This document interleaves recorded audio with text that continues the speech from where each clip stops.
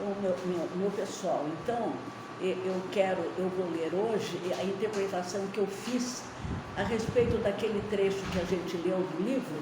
Então, porque o livro, quer dizer, toda a obra da literatura exige exatamente uma análise e uma interpretação para a gente entrar mais profundamente no significado, né? Porque a palavra literária, ela é plurissignificativa, né?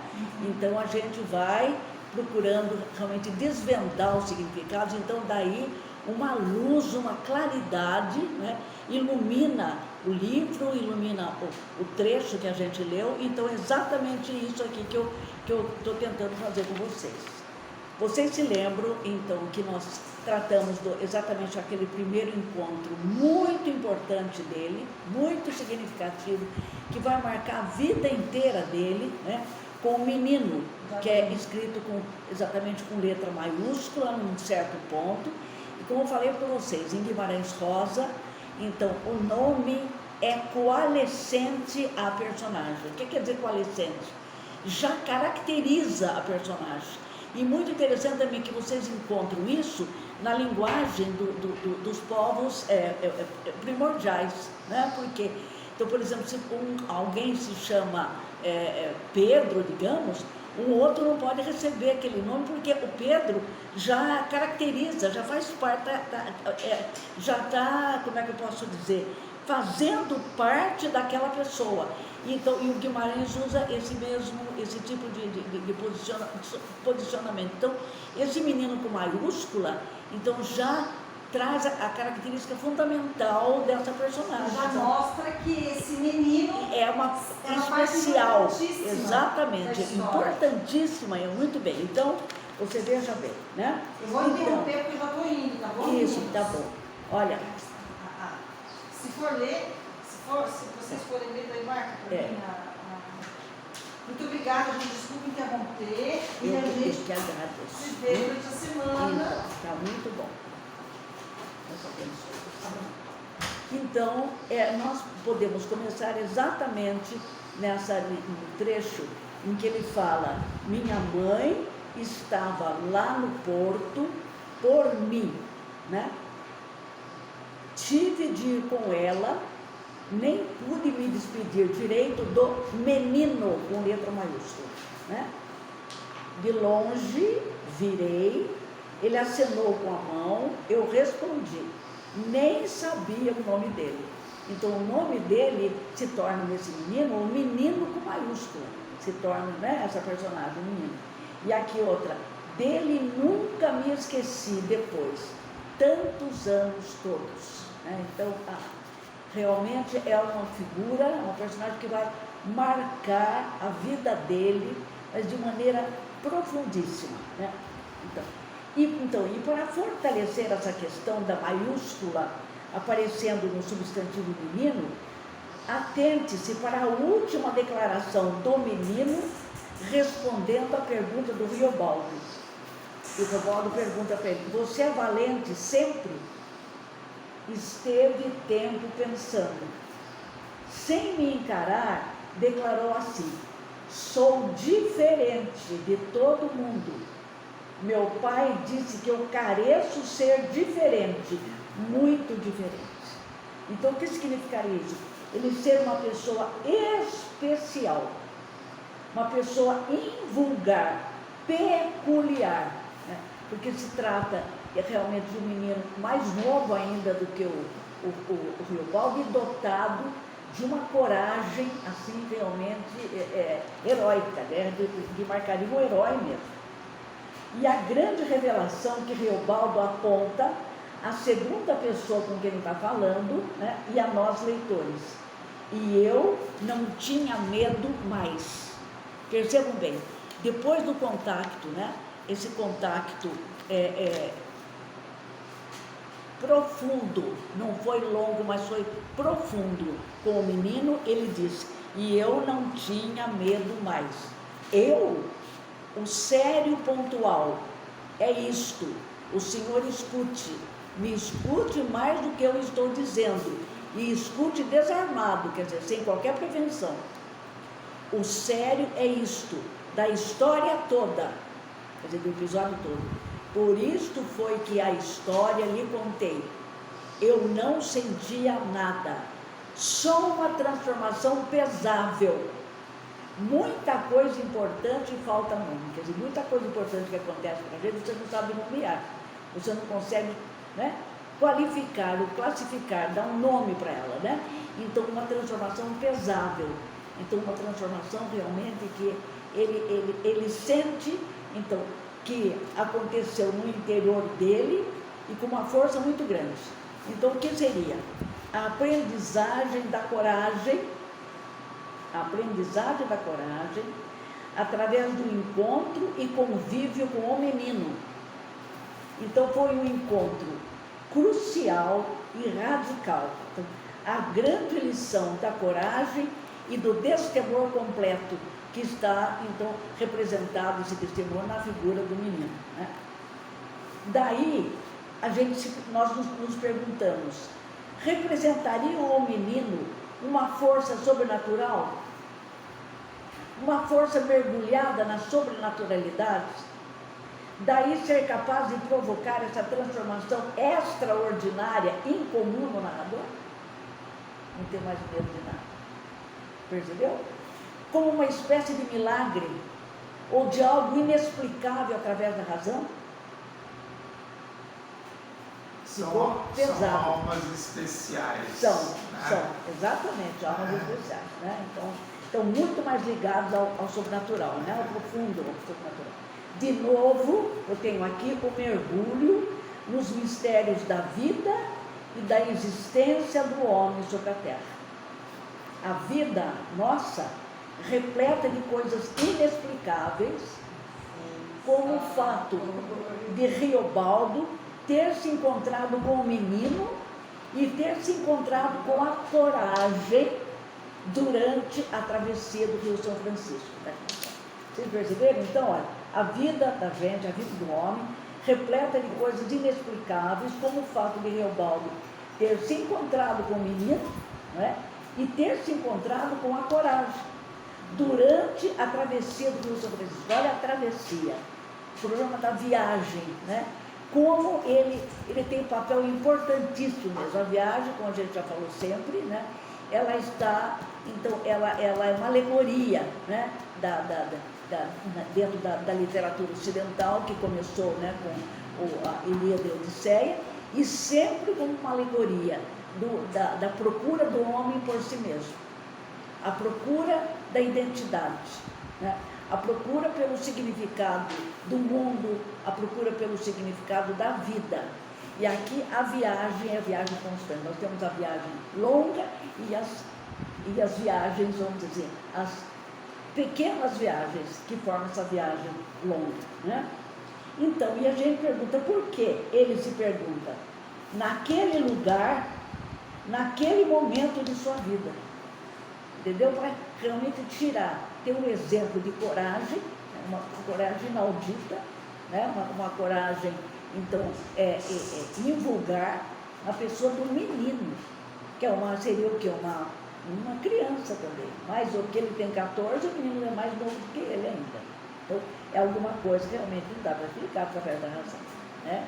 E que ele fala que foi o pai dele que falou que ele precisava ser uma pessoa diferente, não usual, incomum, né? Isso. Agora, então, se pergunta, por que teve de ocorrer esse encontro? Né? Algo já o determinara? Foi tudo obra do acaso? Ou já estaria tudo projetado, já programado? É uma pergunta, uma grande pergunta que o homem se faz. Eu mesma me faço, não é verdade? Os mistérios dos encontros e desencontros, matéria importante da vida humana, do destino humano. Exemplo, vou dar um exemplo concretíssimo para vocês aqui.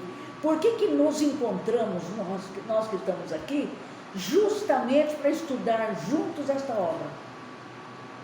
O que está por trás disso? É um mero acaso? Obra que enriquece extraordinariamente nossa visão do mundo, do homem e da vida, uma travessia, uma imersão que fazemos com, né, e em Guimarães Rosa. Será que foi por acaso? Não existe uma razão muito maior por trás disso?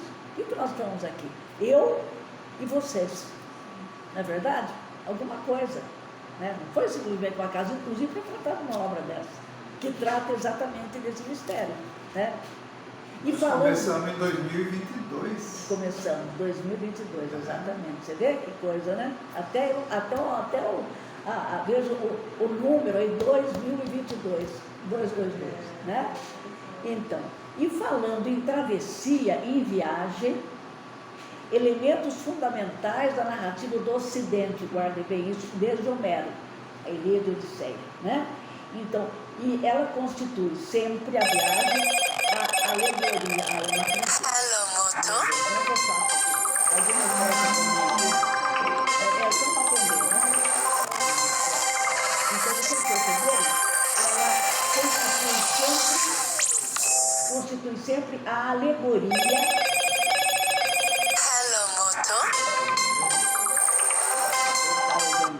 Isso.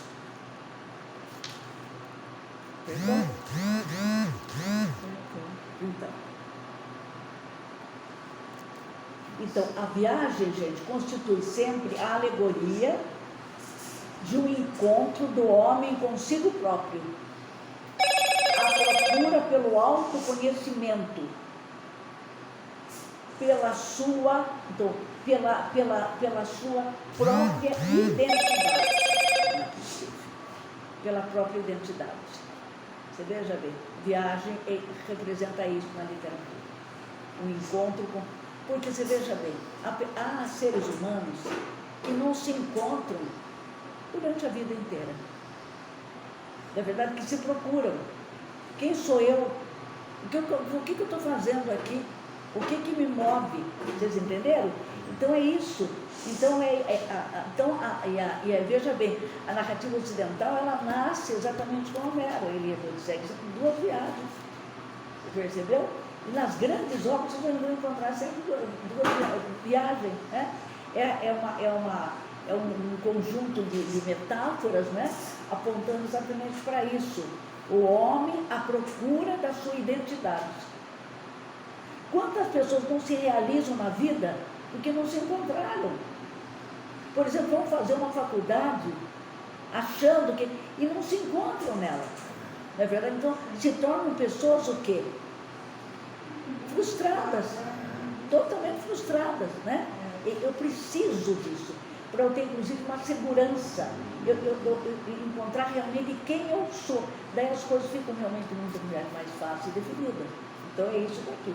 Aqui, então, esta travessia do São Francisco representa uma grande mudança na vida do narrador. Por quê? A perda do medo que transtornava a sua vida. Não é? E a transformação dessa covardia e medo em coragem. Coragem para enfrentar o mundo, para enfrentar a vida e a si próprio, ao seu próprio interior. Não é difícil nós nos encontrarmos conosco, né? Conosco mesmo? Não é verdade? Você encontrar as suas incertezas, os seus enigmas, as suas contradições. Como é que eu fui capaz de fazer aquilo? Por que eu não disse aquilo que eu precisava falar? Né? É uma guerra interior também. Né? E pense-se também que esse tu aí que não fala, porque daí é um monólogo dialogal, a narrativa, que constitui, né, e dá forma ao monólogo dialogal, também está em viagem. Vocês perceberam? Quando ele encontra Reobaldo e recebe dele toda essa experiência notável de vida, de conhecimento do mundo, dos mistérios que o constituem e o habitam. O mundo, né, é constituído de mistérios e habitado por mistérios. Ele está em viagem também. E pode ser também que o próprio Reobaldo esteja falando com ele mesmo. Claro. Esse também, interlocutor Também, exatamente. Ele pode ser uma coisa imaginária. Exatamente, né? então, claro. Né? Na realidade, ele pode estar conversando com ele através do outro, né? Que não responde, ele está conversando com ele mesmo. Se projetou aí fora e conversa com ele mesmo.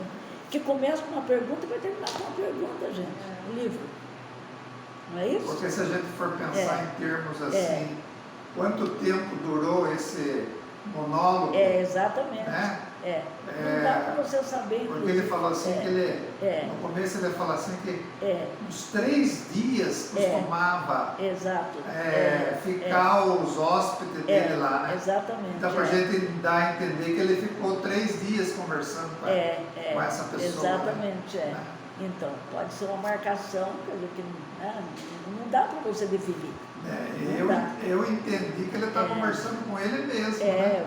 Pode ser, sem dúvida nenhuma, que ele representou dessa maneira, né? Porque ele é realmente uma... Porque ele fala assim, eu gostaria de ter o conhecimento que o senhor tem. Isso, exatamente, é isso mesmo. Que ele é um doutor, né? E você vê que é interessante também no final da grande obra dele, a história do Miguelinho, né? Ele encontra né? Um médico, um doutor, olha, veja bem, né? De óculos, que o Guimarães Rosa também era médico e de óculos. E esta personagem empresta os óculos para ele. Então ele enxerga realmente tudo com a claridade. Olha, se encontrando. Olha que coisa interessante. Se encontrando. Olha que imagem maravilhosa. E se encontrando através dele, o próprio Guimarães Rosa também se encontrando através do Augusto Matraga. Que eu quero ler com vocês. Você já leu comigo, mas eu quero ler com vocês. A Hora e a Hora e Vez de Augusto Matraga e o Miguelinho. A história do Miguelinho. O professor falou da Terceira Margem. Terceira Margem do Rio, exatamente. Nós vamos ler também. Que é uma travessia também é uma travessia. De um rio também. Mas como é que o rio tem uma terceira margem? E outra coisa que ele fala também, num dos textos dele, parece que é o Espelho, ele fala o seguinte, quando nada acontece, um milagre está ocorrendo. E que nós enxergamos apenas a ponta do iceberg. Okay? Olha só, quando nada acontece, um milagre está ocorrendo. Você vê como é que é a vida, gente do céu. Por isso que como é que é o nome desse professor mesmo que você falou? Faustino Teixeira. Faustino Teixeira, depois você manda para mim o nome dele, né? Então você vê, ele fala, é o livro mais importante que já se escreveu neste mundo. Realmente uma devassa, meu Deus do céu, é uma procura das mais minuciosas do significado do homem, da vida, do mundo. É isso aí. Nós estamos mergulhados, exatamente, né? Esse iceberg nós só vemos a ponta. O resto está tudo embaixo da água do céu, né? Então vamos continuando aqui, então, né? E toda essa parte do Brasil, né?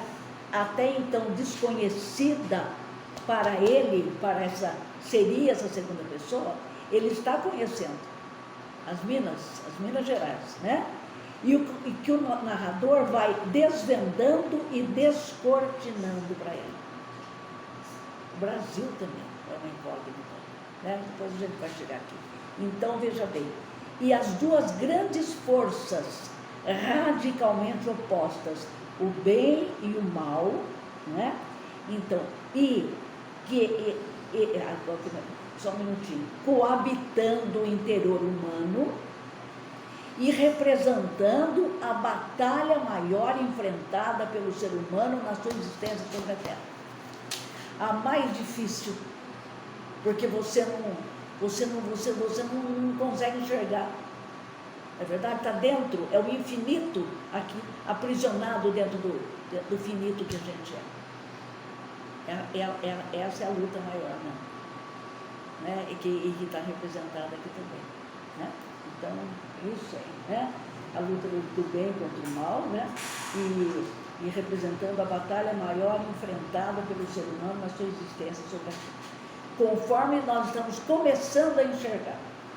Então, veja-se o próximo parágrafo e já vamos começar a perceber melhor isso. o parágrafo em que Riobaldo terminou de narrar o seu encontro com o menino e a transformação que ele causou no seu interior e na sua vida, e questiona agora a segunda pessoa, entre aspas, né, sobre tudo que estaria por baixo, né, nas profundezas, nos escondidos e nos recônditos disso tudo que ele experimentou e narrou. O que estaria por trás disso? Você percebeu o que eu repito aqui para vocês? Então, ele questiona agora, então, a segunda pessoa, sobre tudo que estaria por baixo, nas profundezas, nos escondidos disso tudo que ele experimentou e narrou. Então, e nesta hora, Mara, já há alusão às duas forças. De Deus, do demo, olha o que ele fala. De Deus, que veio do demo, e alusão em forma de pergunta, de indagação, que aponta o quê? O não saber, olha, o não poder definir, porque é algo que se situa muito além da capacidade humana, ocupando o plano da transcendência, da sobrenaturalidade e por isso não explicável através da razão. Pode morrer de perguntar, não tem explicação lógica, né? Então, e a razão, quem é que quer saber e compreender a razão? Não é verdade? É a razão que quer saber, compreender, explicar aquilo que ela não alcança. Né? Por que aconteceu aquilo comigo? Né? Daí é algo irrealizável. Só restam as indagações, as dúvidas, as perguntas, as frustrações. Lembre-se, o ser humano é o infinito aprisionado no finito. Vamos lembrar também a afirmação que a Clarice Lispector faz, quando ela tenta mergulhar nas profundezas também. Então, sou um mistério para mim mesma. Eu já falei para vocês isso, né? Esse professor admira também Clarice Lispector. A Clarice, né? Por isso que é bom também analisar a Clarice Lispector também. E o que acontece? Ela tinha pavor depois dos livros que ela escrevia. Ela escrevia, deixava de lado. E se um pedir uma segunda edição para ela se recusava terminantemente. Porque é o mistério que está dentro dela e que está vindo à tona e ela não, entendeu? E ela não consegue explicar nada também. Olha que coisa. Até a criação. Não é verdade? E como diz o Mário de Andrade, 2 momentos da criação. O momento de poesia, né? E o momento, como é que ele fala? O momento de arte, não, o momento de poesia e o momento de arte. Poesia. Vamos comprar mesmo aquele... eu esqueci de... o suporte, né?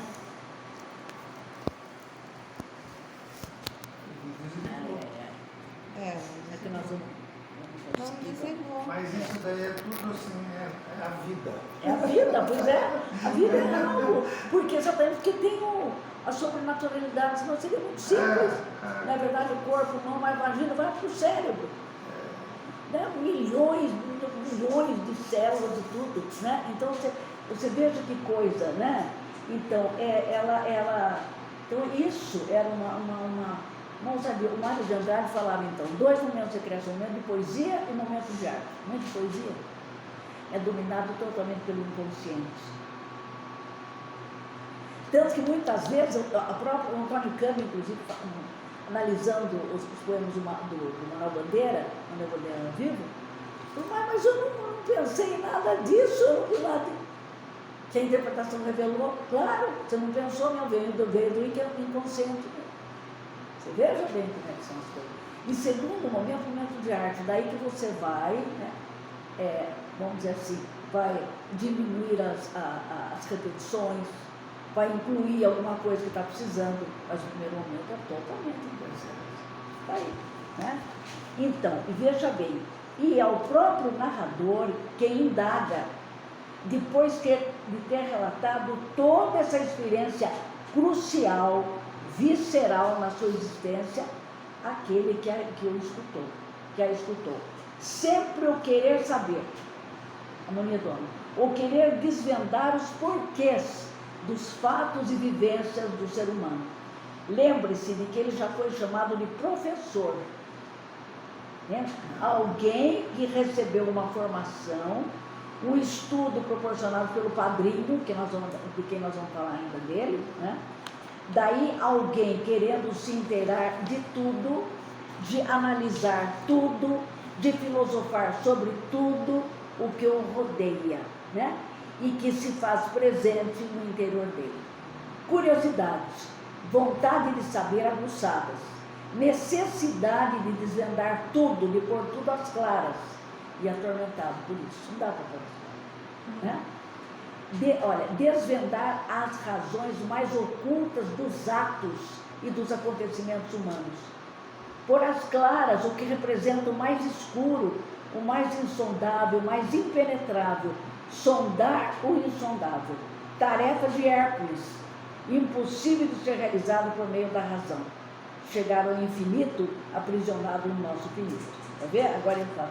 Agora que o senhor ouviu, perguntas faço, como se outro doutor fosse, por isso, capaz de respondê-lo. Como se o estudo das matérias ministradas na escola de altos estudos o tornasse capaz de saber as respostas. Grande ingenuidade dele ainda, né? Por que foi que eu precisei de encontrar aquele menino? E ele mesmo chega a vislumbrar. Tolei-me, eu sei, dou de. O Senhor não me responda. Quer dizer, falar, por que eu fui tão tonto a ponto de fazer essa pergunta? Tá certo? Ele já está começando a enxergar isso, né? Que não tem como. Mas, agora outra pergunta, mas que coragem inteirada e peça era aquela, a dele? De Deus? Do demo? A outra pergunta que ele faz. Se faz e faz a outra. Que coragem inteirada, em peça, era aquela, a dele? De Deus? Do demo? Você vê que vai haver o problema do pacto depois, né? E o próprio fato de a palavra menino ser escrita com maiúscula já estaria sugerindo uma ligação íntima dele com uma das forças sobrenaturais. Não é à toa que o Guimarães Rosa colocou menino com maiúscula, não. Que eu falei para vocês, no Guimarães, o nome é coalescente a personagem. Está ligado, quer dizer, está ligado na profundeza da personagem, é a pele da personagem. E depois, por uma, isto que eu vivo, pergunta de saber. Olha, o que ele mais faz na vida, né? A sua vida está voltada para esse desejo incessante de saber. O que significa saber, gente? Está aqui, ó. Conjunto de conhecimentos em que a sabedoria, a erudição, a sapiência, entender e alcançar. Veja bem. E ele, num desejo incessante, insaciável, atordoante de saber, de entender as coisas mais complexas, praticamente inexplicáveis, inalcançáveis, como já percebemos, por exemplo, desde o início em relação a Deus e às forças do mal. Né? É um desejo que o absorve por inteiro, que não lhe dá descanso e que será presente, inclusive, no fecho da narrativa. No fecho da narrativa. Né? E outras dessas dúvidas e indagações, note-se, no mesmo parágrafo, em relação ao assassinato cometido por um rapazinho no Nazaré, que por ter sido desfeiteado, matou um homem. Não sei se vocês lembram dessa passagem, né? Algo que seria considerado um crime, matou um homem, mas que é recebido pelo pai do garoto como algo positivo, uma prova de maturidade, de força e de coragem. Matou, correu em casa. Sabe o que o pai dele temperou? Filho, isso é a tua maioridade. Na velhice já tenho defesa de quem me vingue. Olha, quer ver? E ele coloca bolas, ora. Então tá aqui. Aí está o mundo, o sertão, mundo tão complexo, de tantos desacertos, das visões mais esdrúxulas, mais multifacetadas, de conformes e desconformes, dos paradoxos mais gritantes, que habitá-lo é um desafio contínuo. habitar o mundo, que é o sertão. É um desafio, não é, hein, gente? Porque cada dia da gente é um desafio, não é? Nossa Senhora. Então, a visão do pai do garoto que assassina aquele que ofendeu é totalmente inesperada. Não um crime, mas uma proteção. Então, uma força positiva, um defensor. Como é que pode, né? Você vê, conversando com as pessoas, inclusive, você vai ver, põe um assunto aqui em discussão, você vê as mais variadas opiniões, as mais variadas facetas. Né? Então, realmente, o homem ele contém uma galáxia dentro dele, ele é uma galáxia. Né? Então, o Senhor vê, o Senhor sabe, sertão é o penal, criminal. Sertão é onde homem tem de ter a dura nuca e mão quadrada, então força bruta para se defender. O menino criminoso olhando pelo pai como olhado pelo pai como uma proteção, uma força positiva quando o pai tiver alcançado uma idade provecta. Né? Aqui o sertão mundo e o sertão de Minas, dentro do sertão mundo. Sertão mundo e o sertão de Minas dentro do sertão mundo. O ponto mais perigoso, mais cruel e mais violento. Né? O que sobra são as veredas. Pequenos e estreitos espaços de calmaria, de água, de verde e de luz. São os oásis, né? No meio, né? Os oásis no meio do sertão, né? O crime, o assassinato, visto como algo elogiável, necessário, indispensável. Este é o sertão penal, criminal. Não há justiça ou proteção por parte do Estado. Olha, outra visão que a gente pode pensar. Não há justiça ou proteção por parte do Estado, apenas abandono dos cidadãos. Daí a necessidade, outro lado, o lado social e o lado político. Daí a necessidade de se fazer justiça com as próprias mãos. O Estatuto do Sertão. Que coisa, né? As minas estão representando aí também no espaço. E outra coisa, olha, o perigo que espreita de fora e o que habita e conforma o interior humano, já tomado pelo desconhecido e pelo escuro. Escuridão para fora e para dentro. Né? Note o que afirma o narrador ainda nesta altura da narrativa, então, do que estamos tratando. Olha aqui. Mas onde há bobice a qualquer resposta, atenção. Mas onde é bobice a qualquer resposta, é aí que a pergunta se pergunta. É aí que o querer saber fica totalmente aguçado. Porque foi que eu conheci aquele menino de novo. Para o senhor não conheceu, compadre meu Quelemem também não, né? Melhores de melhores também não conheceram, mas eu sim. Por quê? Para que foi que eu tive de atravessar o rio de frente com o menino? São explicações que ele quer dar para ele mesmo, inclusive, né? Que depois ele vai se tornar chefe dos jagunços, e para isso faz um pacto com o menino. Né? Veja bem, né?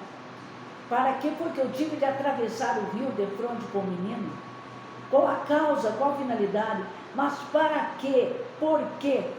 Aí ele coloca, deveras, se vê que o viver da gente não é tão serzidinho assim. Então, os mistérios dos encontros com determinadas pessoas em determinados tempos. Por quê? Encontrar uma pessoa, por exemplo, que você não vê há muitos anos em determinado momento. Ou encontrar uma pessoa que você nunca viu tudo, e de repente você desenvolve uma grande amizade entre vocês. O que está programado? Não é verdade? Aí. Os mistérios dos encontros com determinadas pessoas em determinados tempos. Ele fala assim, sonhação.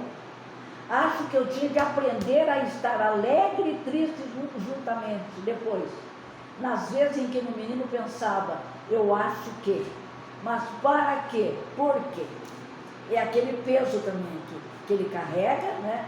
Desde o instante que ele pareceu sentir alguma coisa maior pelo menino, que depois ele vai descobrir na hora da morte dela que não é um menino.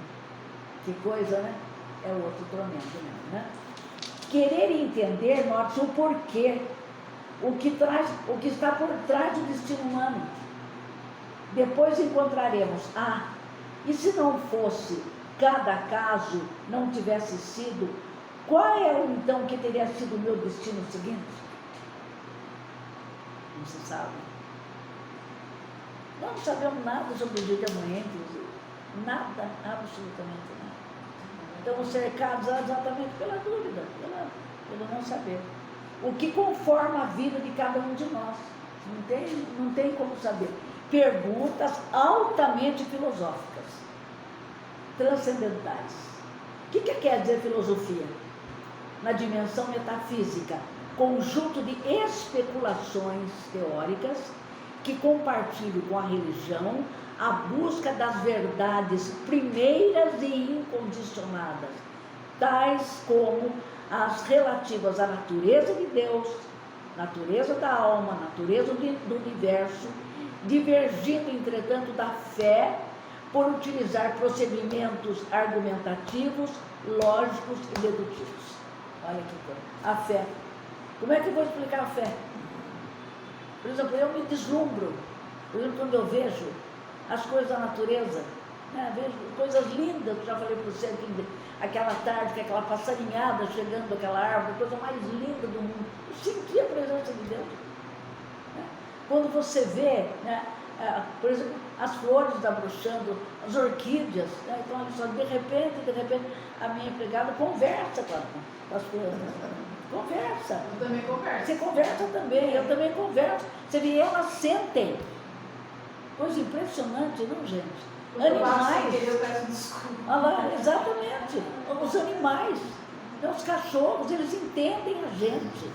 Vocês já perceberam isso? Que coisa, que ligação extraordinária, gente, isso daí?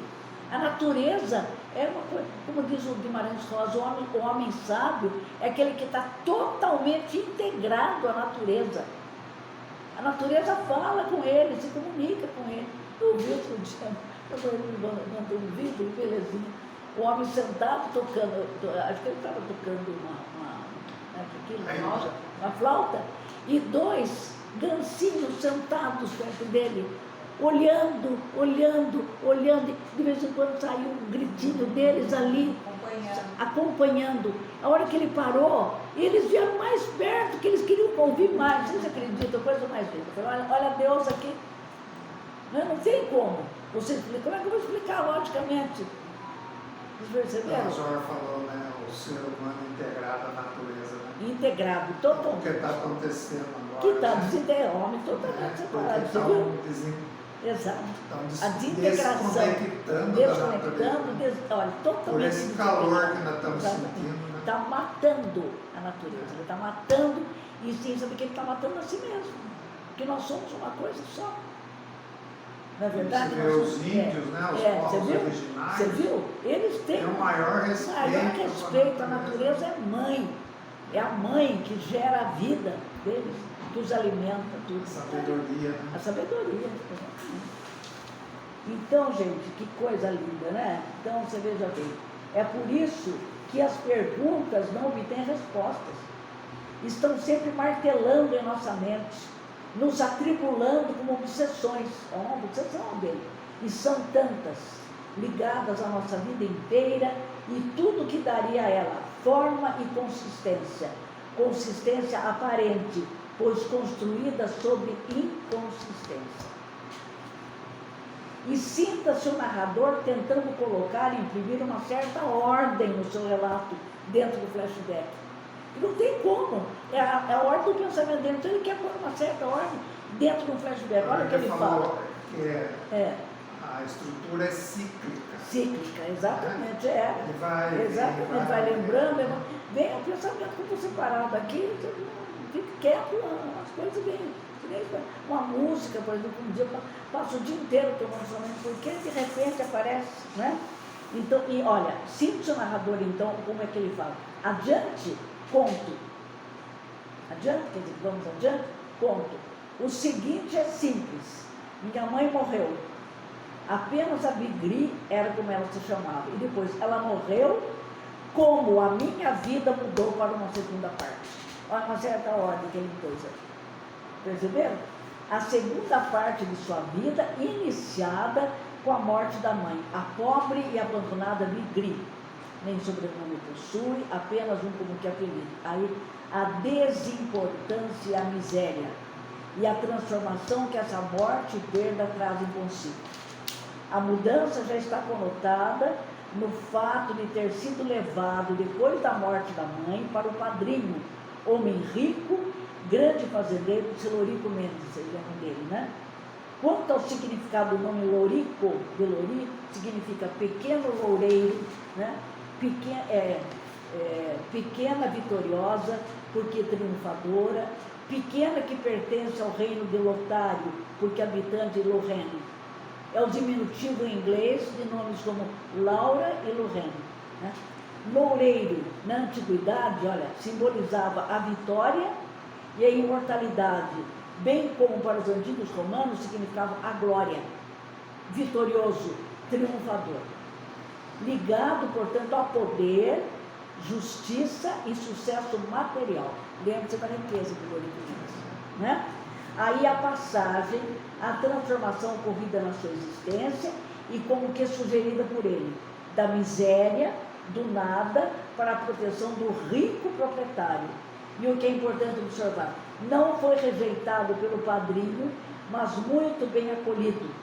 Ele fala, tanto que cheguei lá, meu padrinho, Lorico Mendes, me aceitou com grandes bondades, apesar de ser um somítico, que é um miserável. Somítico, avarento, né?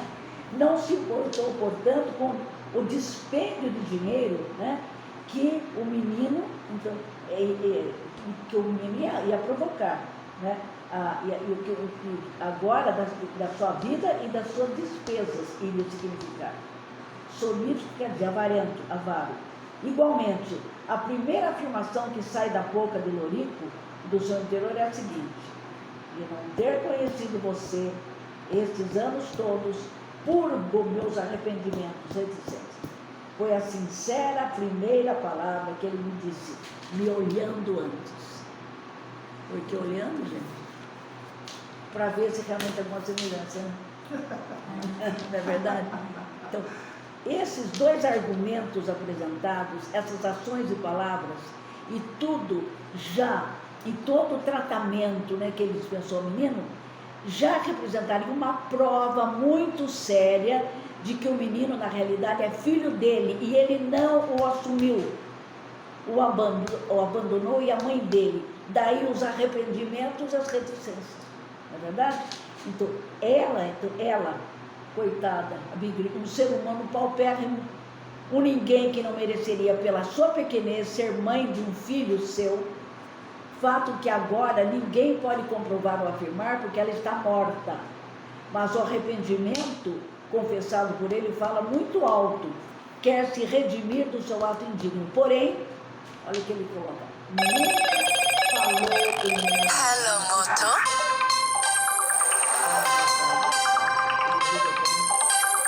Obrigada. Olha o que ele fala, nunca ele falou em minha mãe.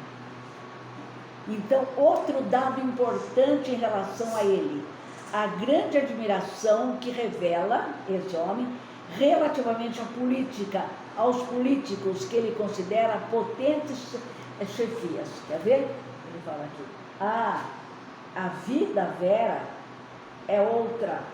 Estou falando o seu livro. A vida vera, a vida verdadeira é outra, do cidadão do sertão. Política, tudo política e potentes chefias. Aí ele coloca, note, política, por ele associada a poder e não a serviço. E política em grego quer dizer dar a vida, então, em favor do bem comum. Você viu? Para ele não, é poder só. E no Brasil, o mundo inteiro quase está assim. E a admiração também que ele tem, o seu Lorico, pelos jagunços valentes e as lutas, as guerras entre as potentes chefias, cercados de jagunços 1000, todos donos de agregados valentes, turmas de cabras do trabuco e na carabina escopetado. Olha o que ele admira, esse seu Lorico. A política, mas a política que envolve guerras entre, né, potentes chefias, né, aqui. Mundo do sertão dominado, isso ainda vamos colocar também, pelas potentes chefias, pelos grandes fazendeiros e seus confrontos e seus 1000 jagunços, suas 1000 guerras. É muito interessante isso aqui mesmo, né, gente? Como é que pode, né? Mundo onde a coragem, a valentia, a força, a ousadia são indispensáveis, representam as grandes virtudes. Isso é a cara do Brasil, né?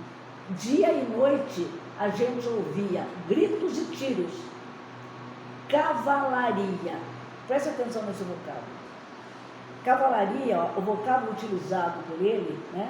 Cavalaria, parece que dá uma qualificação mais elevada, uma aura a esses que são jagunços, né? Que remete a cavaleiros, né? Cavaleiros, né? Então, e veja, cavalaria de jagunços galopando, saindo para distâncias marcadas. Abriam festa de bomba real e foguetório.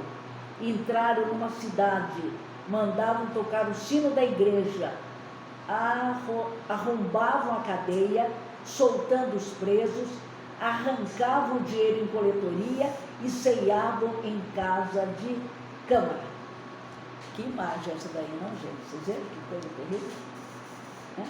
A posição de domínio e de poder que eles ocupam em relação à igreja, em relação ao Estado, todos submetidos a eles. Você veja bem que coisa, né?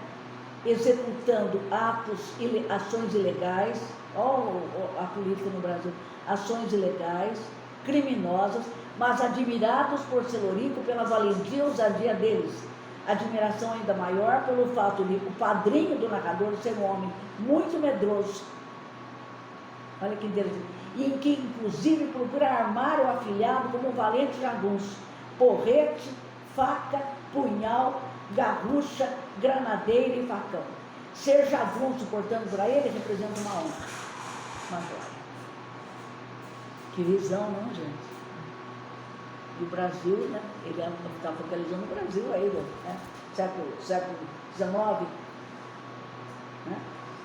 Note o que é bastante importante: Riobaldo sendo aproximado e envolvido pelas mãos do padrinho no mundo da jagunçagem, em virtude da admiração de Celorico por esse contexto. Política, grandes e ricos fazendeiros, guerras entre políticos, guerra entre grandes proprietários de terra, e no meio de tudo isso, as cavalarias de jagunços, a representação maior para Celorico da força, da coragem, do destemor, do heroísmo, não obstante a violência, o crime, os atos ilegais que fazem parte do seu mundo igualmente. Daí outra grande contradição e paradoxo: não temem nada, chegam dominando e destruindo. Olha o Brasil, as Minas Gerais. Note a valentia se sobrepondo a todos os outros valores nesse mundo do sertão. É um mundo de guerra, mundo de crime, de assassinatos, guerra permanente. E lembremos que é uma parte da história brasileira que está sendo revelada e desvendada pelo autor aqui. Não é só isso, não. É o aspecto político e social também. E o que é mais assustador, muitos aspectos e facetas não mudaram nada. Permanecem as mesmas: as guerras, as traições, os crimes, a miséria, a ladroagem, os capangas, a política suja, a falta de estudo do povo, a fome, a luta pelo ter e pelo poder, dominando tudo e usando de todos os artifícios e artimanhas, fraudes, maquinações para atingir seus objetivos. É verdade ou mentira, gente? É o Brasil aqui, de sempre. Política ligada ao crime, a jagunçagem, a ladroagem, a esperteza, a malandragem, e não a procura do bem comum, como aponta o próprio significado da palavra política em grego: o interesse e a luta em favor do bem comum. Lembre-se, por exemplo, do assassinato de Marielle Franco. Quem estava envolvido? Quem mandou assassinar Marielle Franco? Por que mandou assassinar? É isso aqui. Certo?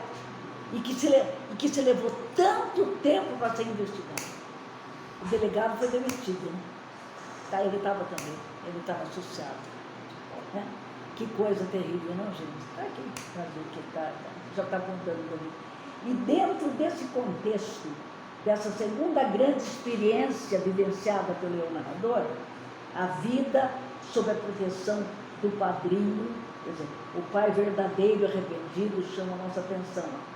Tudo que recebe dele, todas as vantagens e regalias, não precisar trabalhar, comer do bom e do melhor, apesar da sovinice do padrinho, e também muito significativo o fato de ter sido mandado para a escola, a fim de poder desfrutar da oportunidade de estudar, no momento em que o padrinho descobre que o menino não sabia ler. As crianças não sabem ler, você viu? Um privilégio naquele espaço e naquele tempo, portanto. E tudo nascido do remorso pelo abandono e pela rejeição que cometeu contra o revolta. O revolta vai fugir depois, né? Vai fugir. Note-se, me enviou para o curralinho, para ter escola e morar em casa de um amigo dele, meu marido, bom homem. Lá eu não careci de trabalhar de forma nenhuma. Note-se, não era o empregado, mas o protegido, né? De um homem rico. Porque padrinho Celorico Mendes aceitara com o meu maroto de pagar todo fim de ano o assentamento da tensa e impêndio até de botina e roupa que eu precisasse. Então, todas as despesas. Então, eu comia muito, a despesa não era pequena e sempre gostei do bom e do melhor. Então, desfrutando de privilégios reservados aos poucos, aos ricos apenas. Já esse dispêndio todo vindo das mãos de um sovina, o que aponta para o fato de que realmente ele é filho de Celorico. Né? E outra circunstância que o favorece é o próprio meu maroto que sugere a ele estudar e tirar carta de doutor, porque para cuidar do trivial você não tem jeito, você não é habilidoso. Lembra que ele fala isso? Né? Ele seria mais um filósofo, mais um pensador, né, do que um homem prático, voltado para as coisas práticas da vida. Vocês prestaram atenção nisso aqui, que interessante? E o professor mestre Lucas, note, é quem aponta a grande habilidade que ele teria para ser um mestre. Ele fala, mas o mais certo de tudo é que um professor de mão cheia você dá. Por isso que ele é um filósofo também, né, gente? Na verdade, é isso que faz dele um filósofo também, essas indagações dele, porque você toma a vida inteira dele, né? E ei-lo ajudando no corrito da instrução, explicando aos meninos menores as leituras e a tabuada. E o que essa declaração aponta para nós leitores? Para a vida prática ele não revela habilidade, mas para o ensino, o conhecimento das coisas abstratas e do pensamento, sim. Para o especulativo, o subjetivo, o impalpável, o teórico, o intangível, o imaterial, o filosófico. É por isso, portanto, que é o habilitado para desenvolver todo esse complexo, né, pensar a vida e pensar o mundo. Só ele não, que estava preparado. Né? Aqui uma razão. Gente, que horas são? Vocês estão cansados? Que horas são? Não? 8h04. 8h04, está perdendo mais um pouco, né?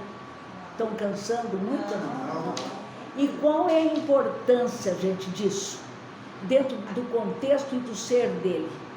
O fato de um monólogo dialogal dele aparecer tomado, olha lá, por indagações, dúvidas, perguntas, questões altamente filosóficas, antropológicas, metafísicas, teologais, né? Teológicas, envolvendo altas especulações, envolvendo a essência do mundo, a essência da vida, a essência do homem, o mais alto e o mais profundo. Por isso que esse estudioso considera o livro mais importante que ele escreveu até hoje. Né?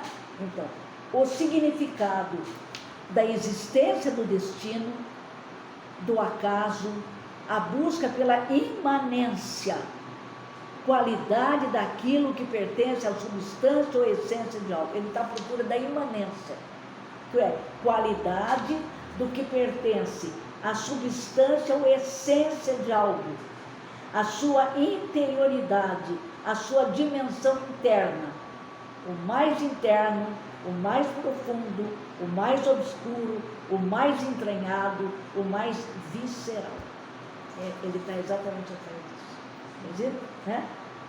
Aí, o retrato mais fiel de Riobaldo e o debruçar-se incessante dele sobre a segunda pessoa, um homem acisado e instruído, de quem ele anseia conseguir respostas para todas as questões que o atormentam. E o eu afirma, ainda na parte inicial da narrativa, de primeiro, eu fazia e mexia, e pensar não pensava. Não possuía os prazos. O que é isso? A morte ainda estava distante. Mas agora, feita a folga que me vem, e sem pequenos dessossegos, estou de range-rede, e me inventei neste gosto de especular ideia. O diabo existe e não existe? Ponto de interrogação. Agora ele tem tempo suficiente para poder pensar. E aproximando da morte, né? Isso, exatamente. Já era velho, né? Exatamente. E que é outra coisa, né?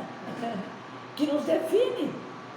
Então eu fico né? imaginando, né, no teatro, quão rico é essa personagem. Nossa mãe, muito, muito. Mas precisa ser um ator assim também preparadinho, que é um monólogo. Então, eu acho que, por exemplo, um gênio. Eles pegam quando ele é novo, né?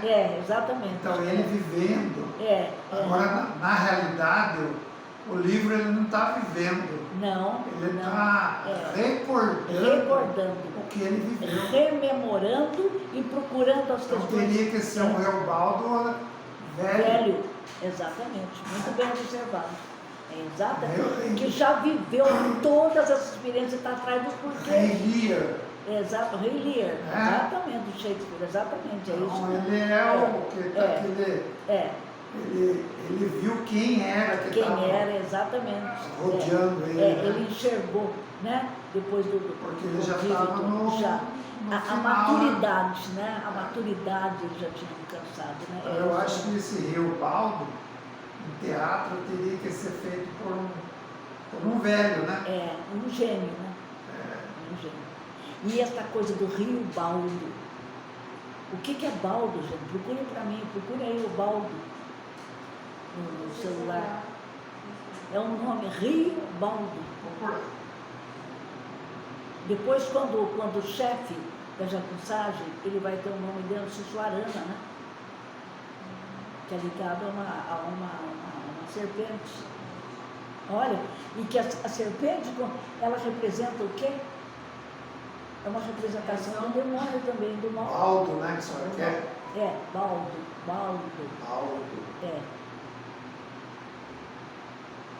E serpente é traição, né? É traição.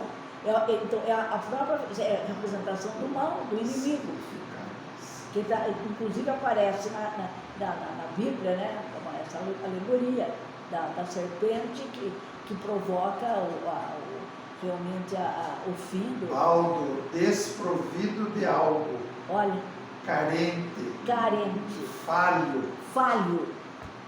É o rio falho. Baldado, malogrado. Exatamente. E por que malogrado? Porque ele não entende nada, ele ainda está atormentado por essas dúvidas. Principalmente isso, que eu sou, que eu fiz, o que não é verdade. Na realidade, ele não caiu em si ainda, né? Não. Ele está se procurando. Exatamente. E ele fala no final, não nada. O que existe é o homem humano, travessia. É isso aqui que nós somos. Não adianta, é inexplicável, é inesgotável. Não dá para explicar racionalmente. Como é que nós vamos explicar racionalmente? Né? Se há um infinito dentro da gente aqui, não é verdade? E que às vezes vem e pergunta, dizendo o que é isso, de onde eu vim, para onde eu vou, o que eu estou fazendo aqui. Veja bem, a profundidade dessas perguntas, né? Esse professor ele falou justamente do bem e do mal, exato. dentro do homem, Tá dentro da gente. Exatamente, os dois. Agora precisa cultivar, porque senão, se cultivar o mal, exatamente. sabe o que o homem é capaz de fazer. Nossa, Veja vigiando, né? Você veja aí. No Exatamente. momento de ira, a gente fala, ele é calmo. Exatamente, não, mas é isso, é o desequilíbrio, o descontrole, não é verdade? E vejo, por exemplo, na guerra, aqui agora, Israel e Hamas, Não, coisa horrível. crianças morrendo de fome. Que coisa terrível, como é que pode? Existia um Hitler, como é o nome lá daquele ditador, Stalin, que matou milhões de pessoas também de fome. Um retrocesso. Que coisa horrível, né? E as duas forças dentro da gente. Isso que o terrível é exatamente isso.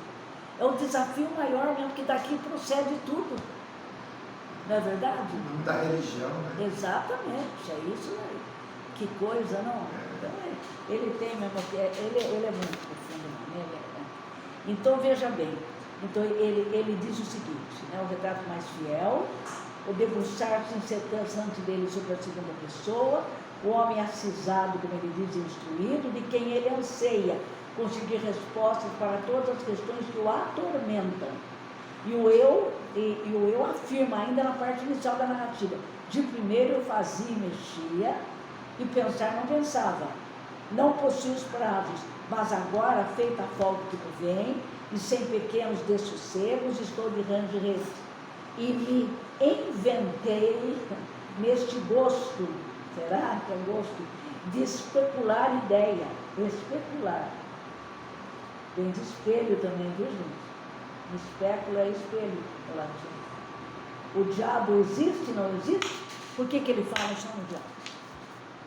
Agora ele tem tempo e espaço suficiente para poder pensar. Na realidade, esse gosto, essa inclinação e características já estavam presentes dentro dele, apenas esperando a hora de poder e vir à tona.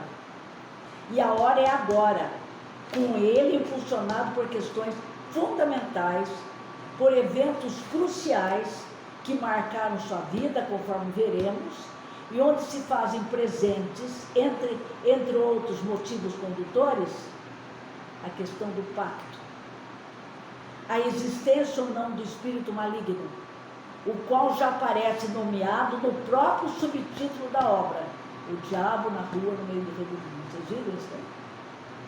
Daí a relevância que fica sugerida aí.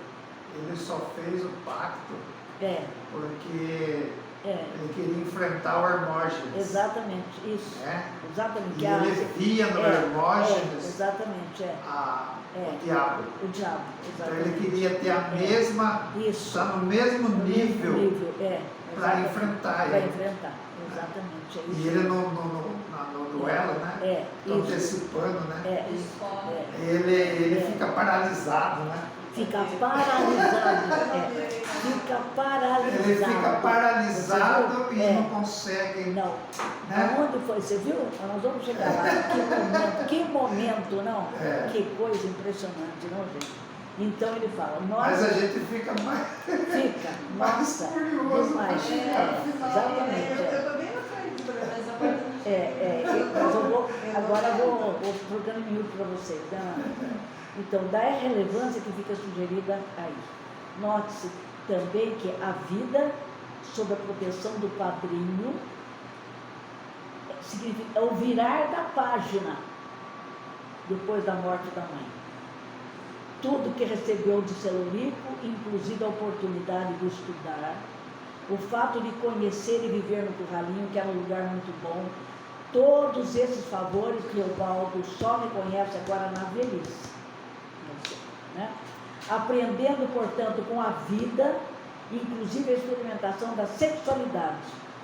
Igualmente a revolta ao descobrir que o padrinho é, na realidade, o seu pai que o abandonou e a sua mãe na miséria, e que por arrependimento o adotou depois da morte daquela.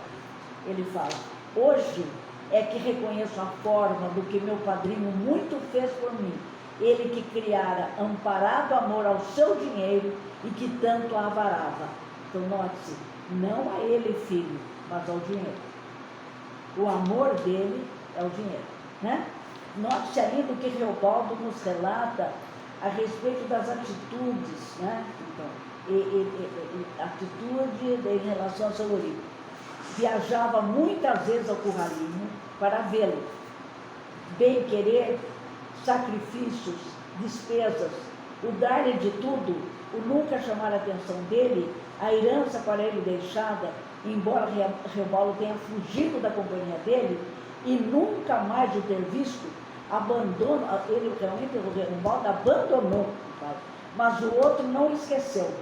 Arrependimento, querer sanar seus erros e suas culpas e faltas em relação a mim, né? Senão não teria deixado nada, né? Então, e note também que é muito importante o sentir dele em relação ao padrinho. Olha aqui, eu não gostava dele nem desgostava. Eu não sentia nada, hein? Você viu? Sentimento indeciso, dividido.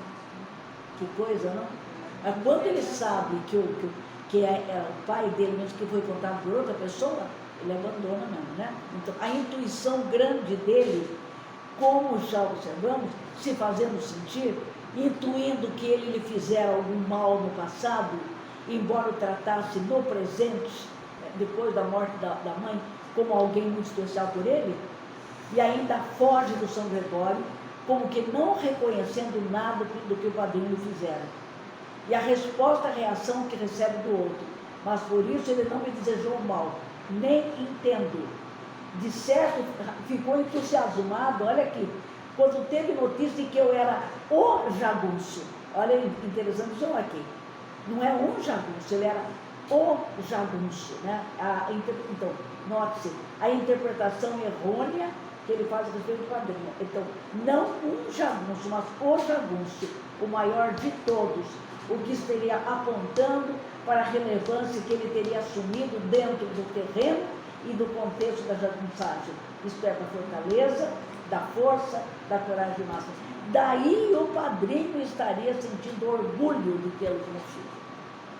Daí a explicação, né? Então, daí nós temos então dois comportamentos. Primeiro, o arrependimento pelo erro cometido e a reparação do erro. Segundo, o orgulho, o grande orgulho, seu filho, rejeitado por ele, se tornara o jagunço. Né? E a visão e conclusão do narrador a respeito de toda essa questão, de todo esse relacionamento padrinho e Reobaldo.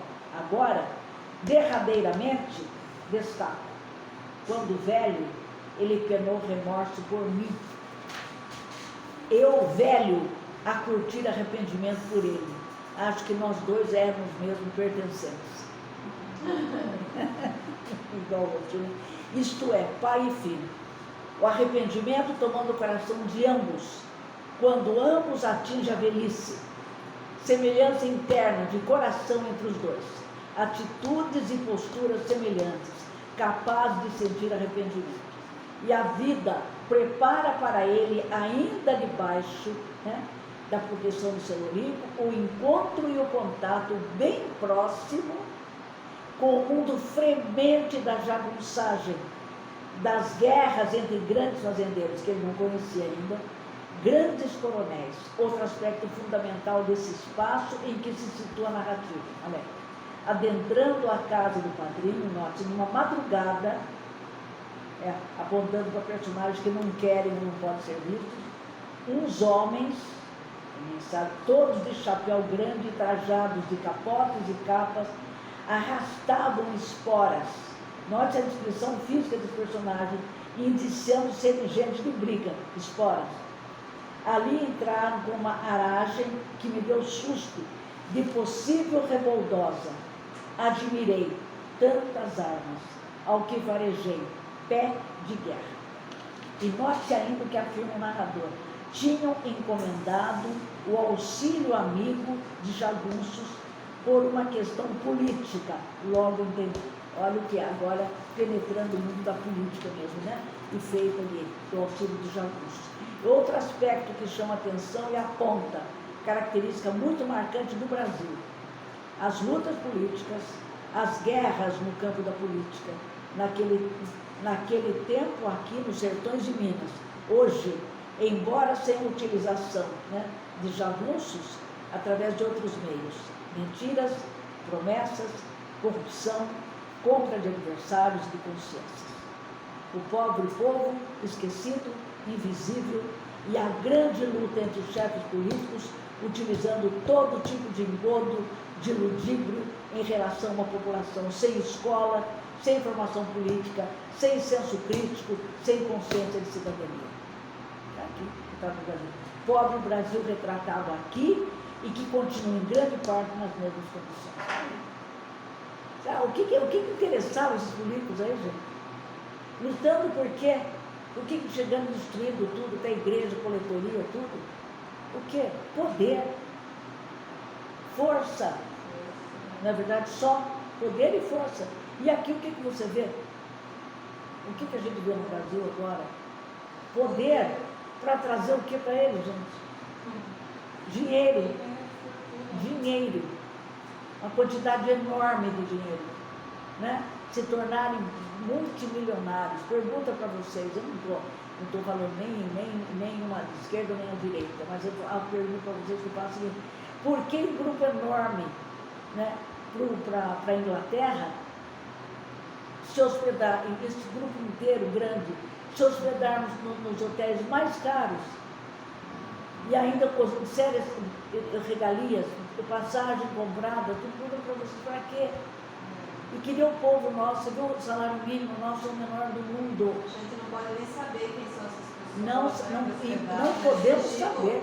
E não podemos saber, não há transparência. Então aqui, gente, é uma guerra também, não é uma guerra? Aqui é uma guerra ideológica, mas que envolve também, né? E envolve vários tipos de crimes. E nós que estamos pagando, isso que eu falei, toda essa despesa vai sair do nosso bolso. Nós que pagamos imposto de renda. Imposto de renda. Quer dizer, 2 salários mínimos pagar imposto de renda? Gente, que coisa tenebrosa. O Brasil está aqui também, está tudo sugerido aqui. Não é à toa que ele apresenta. O que é a política? São esses grandes chefes, grandes fazendeiros, um lutando contra o outro para conquistar a terra, para ficar o mais poderoso de todos. Está aqui. Né? Pobre Brasil retratado aqui e que continua em grande parte nas mesmas condições. Mas o aspecto mais importante desse contato inesperado que a vida reservou para o Rio Baldo, o conhecimento do chefe dos jagunços, o principal. Quem é? Joca Ramiro. O principal. Só de ouvir o nome eu parei na maior suspensão. E aí ele aponta as características, né, do Joca Ramiro. Homem imponente, bonito, caprichado em tudo, homem gentil, olha, veja bem, traços que o realçam e o diferenciam dos demais homens rudes e grosseiros. Olha que interessante. Ele, o grande, o temido chefe, equivaleria a um general, a um comandante. Né? E mais relevante ainda, note-se, o encontro e o conhecimento por Riovaldo, pelo narrador, dos 2 jagunços, não, 2 jagunções, segundos de Joca, isto é, os 2 assistentes, os 2 auxiliares mais diretos, Ricardão e Hermógenes, com cujos nomes já tivemos contato narrativo. Que coisa incrível. Como é que um homem como Joca Ramiro pode ter como assistentes esses 2 homens, Ricardão e Hermógenes? Olha as contradições dos paratópicos, né? Então, veja bem, veja seu narrador como que pondo em certa ordem os fatos e acontecimentos já referidos em parte, a fim de que a segunda pessoa e nós possamos alcançar melhor o significado profundo que ele está apresentando e narrando. E é de se notar a perspicácia e a força da intuição do narrador, a profundidade do seu olhar e sentir, já captando nesse primeiro encontro aspectos cruciais da figura do personagem Hermógenes. Ele tem, então, ele capta, né? Ele tem uma força da intuição dele, aprofundado o olhar dele. Primeiro, homem sem anjo da guarda. Olha o que ele coloca aqui. Homem sem anjo da guarda. Na hora, não notei de uma vez. Pouco a pouco, fui receando, despertando o temor de Reobaldo apenas através da aparência dele e do aspecto exterior. O sentimento que provoca em Reobaldo, medo. Depois, umas costas desconformes. A cacunda amontoava, parece aquele corcunda de Notre Dame na figura assustadora. Corcunda, lembrando do livro Notre Dame, por exemplo, se arrepenhava de não ter pescoço. As pernas muito abertas, mas quando ele caminhou uns passos, ele se arrastava. Me pareceu que nem queria levantar os pés do chão, grudado à terra. Olha que aspecto assustador, não é? O físico já aponta para alguma coisa, né? Assustadora. Depois, reproduzo isto e fico pensando, outra dúvida, será que a vida socorre a gente certos avisos?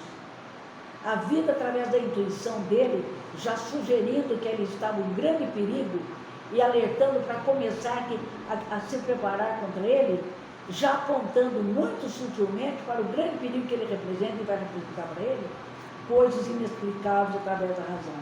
Uma maneira de a vida emitir avisos para nos ajudar, para nos socorrer em relação aos grandes perigos que nela enfrentamos e enfrentaremos. Então, note, já no primeiro contato com Hermógenes, né, sem trocar uma palavra com ele, essas observações todas toma o pensamento narrador e eu tomo o pensamento dele.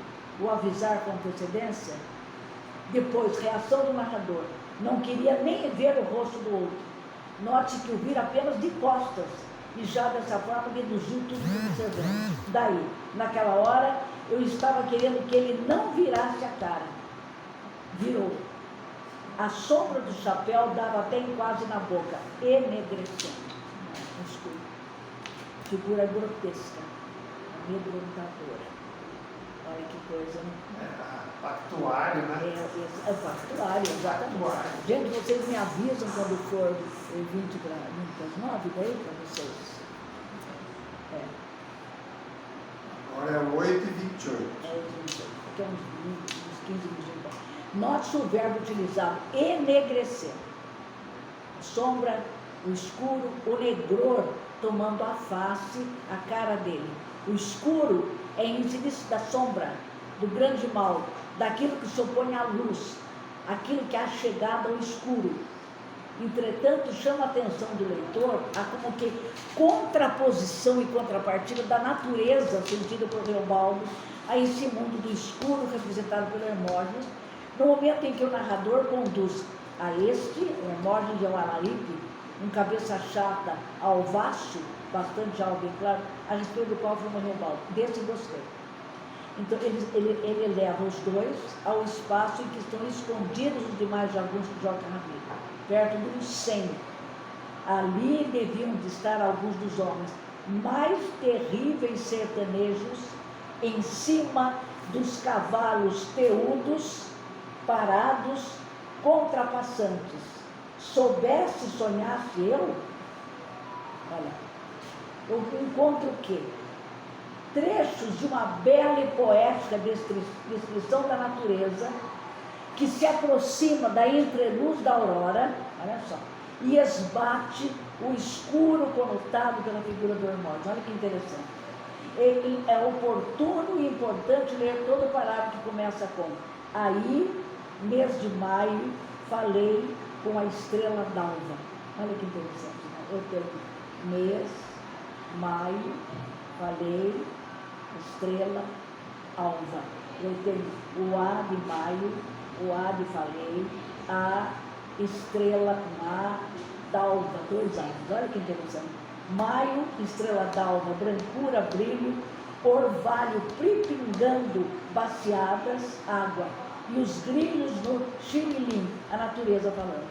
A natureza espalhando toda a sua beleza e delicadeza e se contrapondo ao escuro, presente, representando e se apresentando a figura atormentadora e amedrontadora da personagem. Há uma contradição, há um contraste entre os dois. O escuro e a luz. O escuro é o Hermógenes e a natureza representa a luz aí tudo. Poética, inclusive, né? Note-se que Reobaldo afirma que diante daquele esquadrão dos mais terríveis sertanejos em cima dos seus cavalos fortes, mantidos, montados, formando um todo grandeudo. Olha, ele fala, eu não senti os homens, sabia só dos cavalos e do espetáculo que eles compõem e representam. Olha, de novo a natureza aí. Couro raspa em couro, os cavalos dão de orelha ou batem com o pé. Daqui, dali, um sopro, um meio arquejo. Note-se, do sertanejo sente medo, os cavalos que a natureza ele admira. Um espetáculo que se apresenta a ele, olha aí, com a aproximação do amanhecer e provocando de um lado medo em relação aos homens e de outro admiração, beleza, dos cavalos, a natureza.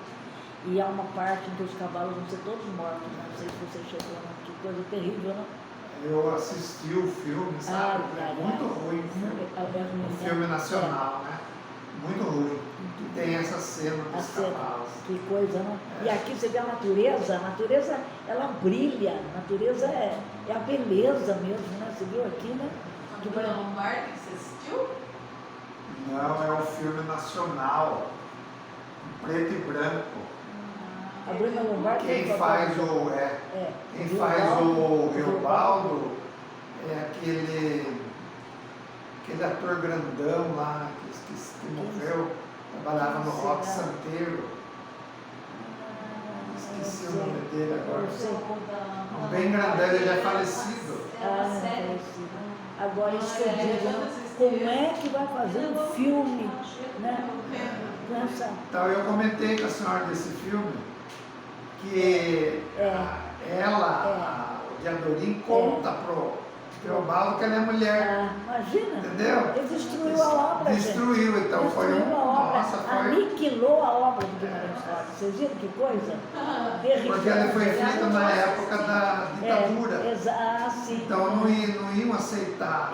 Exato. Olha, que barbaridade. Homossexualidade, né? Exatamente. Você veja, acabou com tudo. Né? Acabou com tudo. Então, vamos só mais 10 minutinhos, a comunicação, beleza. Então, a natureza parece sempre uma coisa extraordinária. E falando sem natureza, é de chamar a atenção a sensibilidade demonstrada pelo narrador em relação a ela, que se complementa quando, assistindo à chegada do raiar do dia, a linguagem dele se torna de novo poética. Ele fala assim, a gente se encostava no frio, olha, o frio antropomorfizado, olha, a gente se encostava no frio, né? E daí alguém que se pode encostar, algo sólido. Depois continua, escutava o orvalho. Como é que a gente chama essa figura? Sinestesia, né? É interpenetração de sentidos, né? Aqui eu tenho, escutava a audição e o orvalho, a visão, tato. O mato cheio de cheiroso, olha que lindo, não? Visão e olfato. O mato cheio de cheiroso, visão outra vez, né? E o olfato. Estalinho de estrelas, audição e visão. O deduzir dos grilos, antropomorfização. E a cavalhada a peso. Aqui, que linda, nossa, meu Deus. Note a prosa poética. Dava o raiar entre luz da aurora, quando o céu branquece. A quantidade de asas aqui que toma. E o A como é a palavra, a vogal mais aberta, em todo o trecho que ela aparece, ela ilumina. Quer dizer, a escuridão do Hermógenes aí e o alvorecer, né? E a claridade da natureza. Ao o ar indo ficando cinzento, cinza, junção do branco com o negro, o formar daqueles cavaleiros escorrido se divisava. E o Senhor me desculpe de estar retrasando em tantas minudências, mas até hoje eu represento em meus olhos, eu revejo aquela hora, tudo tão bom. E o que é? É saudade. Olha que coisa, não? Que lindo, eu acho, não? Aquela hora, tudo tão bom. E o que é? É saudade. O S aí, a saudade com os dois As, e o D dele, tudo tão. Pode até fazer depois no estudo dele, da repetição dos fonemas consonantais ou vocálicos. Note-se o que ficou para sempre guardado em seu pensamento: um amanhecer do dia, a natureza que acompanha e configura esse clarear, a tropa de cavaleiros montados em seus cavalos, o espetáculo produzido pelos animais. Eu não sentia os homens, sabia só dos cavalos, mas os cavalos mantidos, montados, reunidos, compondo um quadro de provocar admiração. É diferente, grandeudo, quer dizer, grandioso, emocionante. Eu acho muito bonita essa passagem. Não é capaz, né? Gente, vocês querem parar aqui? Então, agora são 8h37. 8h37. Querem mais só essa folhinha Se a aqui? senhora quiser Vocês concordam? Então, são só mais essa. arrematar o pedaço, hein? São os cavalos que, compondo um conjunto com os homens que os montam, concretizam, elaboram um quadro de grandeza no seu todo. Quadro este cuja visão o início do amanhecer propicia a revolta. Quem não estava enxergando agora sim. Grandeudo, grandioso em dois sentidos. Atenção, não jagunços, mas cavaleiros, elevação e nobreza. Atrás de nós, olha aí, atrás de novo de nós, eu ouvia os passos postos da grande cavalaria, o regular, esse empurro continuado. Eu não queria virar e espiar, achassem que eu era abelhudo. Mas agora eles conversavam, alguns riam, diziam graças, quer dizer, se descontraíam, Então, porque estão a caminho do abrigo que os espera. Não podem ser vistos ou pressentidos pelos inimigos. É uma guerra, lembre-se. Presumi que estavam muito contentes de ganhar o repouso de horas, pois tinham navegado na cela a noite toda. Olha que bonito. O verbo navegar utilizado aqui, gente. E navegar a noite toda sem enxergar os caminhos, com grande coragem e desassombro. Que bonito, não? Navegado na cela a noite toda.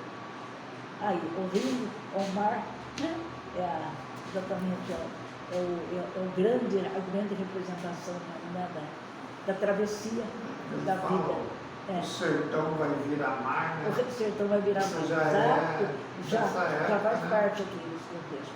Outro aspecto muito importante é o pai Celorico Mendes, que apresenta o mundo da jagunçagem para o filho e o põe em contato com esse mundo.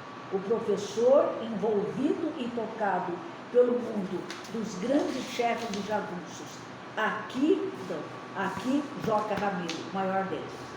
E não se pode esquecer a admiração e estima que sempre marcou Celorico em relação aos grandes chefes de jagunços e as batalhas por ele enfrentadas como grandes heróis. Tudo por causa da enorme coragem que eles representam e que os constitui. Agora, o filho rejeitado já teve contato com eles. O que podemos inserir daqui? Celorico, abrindo portas para a revolta, apresentando-lhe inconscientemente que seja, caminhos diferentes de realização pessoal. Ele que abre as portas. Para reforçar essa visão, leia-se com atenção o longo parágrafo que começa com: semanas seguintes, meu padrinho só falou nos jagunços. Semanas seguintes, só jagunços. Dito que Joca Ramiro era um chefe cursado. Muitos iguais não nascem assim. Dono de glórias. Joca Ramiro.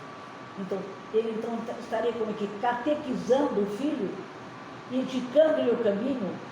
Não estaria indiciado aquilo que afirmamos, Celorico tentando influenciar Reobaldo para que ele se tornasse um outro Joca Ramiro? O que confirmaria essa ideia? Primeiro, o longo tempo em que ele falou sobre os jagunços. Segundo, afirmar que Joca era um chefe cursado, dono de glórias, daí alguém que poderia servir de modelo, de exemplo a ser seguido. Terceiro, outro aspecto importante, a força no campo da política. Aquela turma de cabras, tivessem sorte, podia impor caráter ao governo. Perceberam? Olha, aqui. Aquela turma de cabras, gente, né? Tivessem sorte, podia impor caráter, direção, né? Um caminho, um projeto ao governo. Grande influência no campo da política e da administração. Os mandantes do governo. Administração. Então, aí é uma guerra, né? É uma guerra. É uma guerra exatamente, dos que são injustiçados socialmente, que são os jagunços, exatamente. E contra os governos desonestos. Exatamente. E contra o Zé Bebelo também, né? O Zé Bebelo que vai aparecer, lembra? Que depois era submetido ao julgamento e tudo. Mas ele representa o governo, né? Ele representa. Então, ele quer ser deputado, né? Exato. O Zé Bebelo, né? O Zé Bebelo, exatamente. Ele quer ser o deputado. Exatamente. Ele quer ser deputado. Então, ele quer entrar naquele mundo, exatamente. Para ter a retaguarda para ser político. Então, na realidade, Zé Bebelo é desonesto. Exato. Claro. E aqui, então, cabras impondo rumo ao governo, direção, ditando normas, obtendo vantagens, estabelecendo leis que fossem favoráveis à população mais simples, sem estudo e sem proteção. Isso sim que seria o verdadeiro. Lembra-se cabra, no nordeste do Brasil, capanga, pistoleiro, sujeito subalterno em grupo de cangaceiros, sujeito indivíduo hoje, mas geralmente se referindo a uma pessoa simples, rude, sem instrução, de condição social mais baixa. Daí a importância, um cabra impondo rumo e direção ao governo. Né? E os elogios continuam. O cuidado em relação ao Joca Ramiro, o cuidado nos arranjos, as coisas todas regradas, aquele dormir de ordem, aquela autoridade enorme no enteamento, o espírito de ordem, de obediência a regras do Joca Ramiro. E muito curioso, tanto elogio, provocando efeito contrário em Reobaldo nesse momento. Elogio demais, o povo desconfia. A esse ditado, né? Retratando a maneira de pensar do nosso povo. Daí Reobaldo dar aos elogios outra interpretação. Celorico estaria querendo se emprestar a si as façanhas dos jagunços e que a total valentia pertencia a ele, Celorico Mendes. Olha, meu padrinho era antipático. Então, os elogios todos, né, como se ele fala como se o Celorico estivesse atribuindo a ele mesmo, né? Então vamos parar aqui, gente? Vamos parar nessa passagem? Acho que sim. Deu 1h30, né? Deu 1h30,